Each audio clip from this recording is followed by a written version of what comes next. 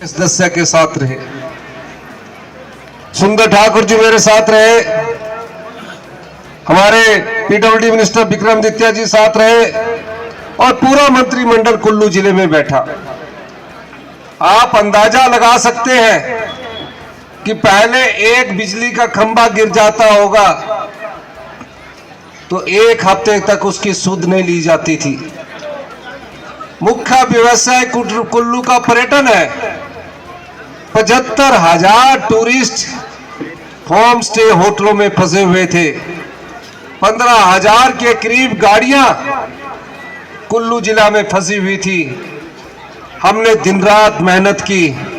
रात के 2-2 बजे तक हम कुल्लू जिले को संवारने लगे रहे कि किसी ना किसी तरह से प्रत्येक परिवार के पास पानी पहुंचे, सड़क जो दुरुस्त की जा सकती है उसको दुरुस्त किया जा सके और बिजली पहुंचाई जा सके।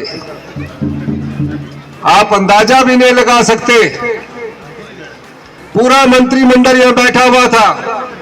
तीर्थन घाटी से रोज फोन आते थे, बंजार से रोज फोन आते थे कि आपदा में इतने घर बह गए हैं।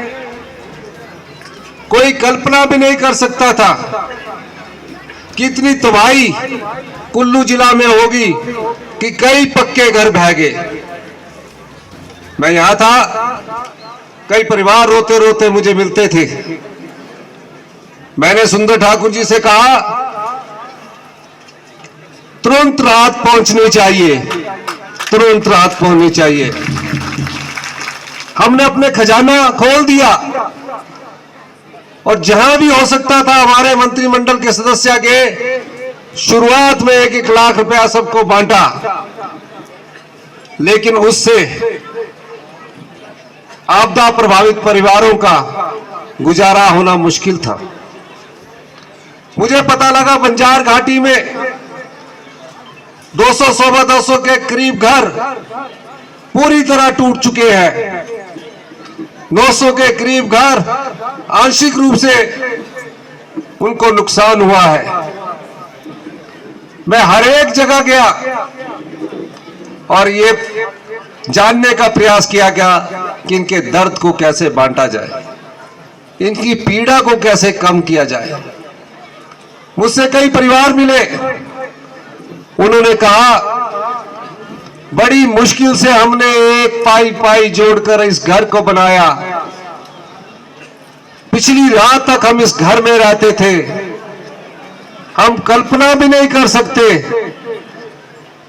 कि रात के 9 बजे हम इस घर में थे और 11 बजे हमें इस घर से इसलिए निकलना पड़ा कि बारिश ने और भूस्खलन ने इस घर को पूरा बहा के ले गए। पीने के पानी का गिलास तक नहीं बचा ऐसे परिवारों के पास। और जब पीने के पानी का गिलास नहीं बचा, आप अंदाजा लगाइए उस परिवारों की हालत कैसी होगी। मैं दावे के साथ कह सकता हूं हमारी सरकार 24 घंटे उन आपदा प्रभावित परिवारों के लिए मदद के लिए खड़ी रही। और यह दृष्टिकोण देखिए, कुछ लोग टेंटों में रहने लगे, तरपाल में रहने लगे। जैसे ही हमें पता लगा कि लोग तरपाल में रह रहे हैं, हमारी सरकार ने एक फैसला किया, गांव में जो आपदा प्रभावित परिवार तरपाल में रह रहे हैं, अगर गांव में किसी को मकान मिलेगा, किराए का मकान देने के लिए कोई तैयार है तो सरकार उसे 5,000 रुपया देगी और शहर में 10,000 रुपया देगी। इस प्रकार की व्यवस्था हमारी सरकार ने आपदा प्रभावित परिवारों के लिए की।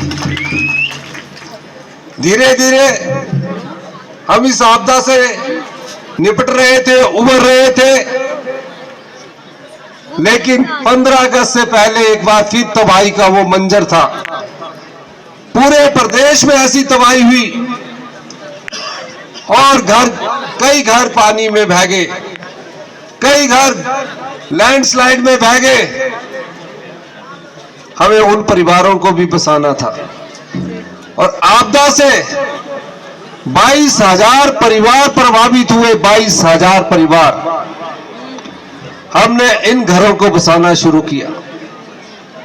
सुबह में आपदा प्रभावित एरिया का दौरा करता था, शाम को वापिस आता था। अधिकारी कहते थे कि हम घर बनाने के लिए सिर्फ 1.5 लाख रुपया देंगे।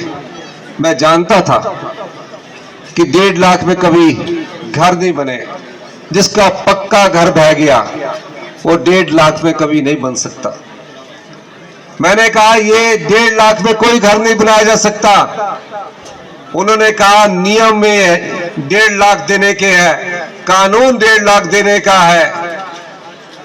मैंने कहा जिसका घर बह जाता है, जिसका परिवार सड़कों पर आ जाता है, जिसको रात बिताने के लिए जिस घर में वो जिसने अपनी जिंदगी बिताई हो, उसका घर अगर बह गया है तो हमें उन्हें राहत पहुंचानी पड़ेगी। इसके लिए हमने कानून बदल दिया, नियम बदल दिया और 1.5 लाख रुपए से बढ़ाकर सहायता राशि को 7 लाख रुपए किया, जिसमें 250 परिवार आपके बंजार क्षेत्र के थे। और भारतीय जनता पार्टी के जयराम ठाकुर जी बार बार एक बात कहते रहे कि आप विधानसभा का सत्र बुलाइए। हमने कहा हम विधानसभा का सत्र बुलाएंगे, लेकिन पुलिस के कर्मचारी और अधिकारी आपदा से निपटने के लिए लगे हैं, थोड़ा इंतजार कीजिए। वो इंतजार करने को तैयार ही नहीं थे। और हम हिमाचल की सबसे बड़ी आपदा की लड़ाई युद्ध की तरह लड़ रहे थे, पूरी कैबिनेट आपके बीच में थी, वो विधानसभा सत्र बुलाने की बात कर रहे थे। विधानसभा का सत्र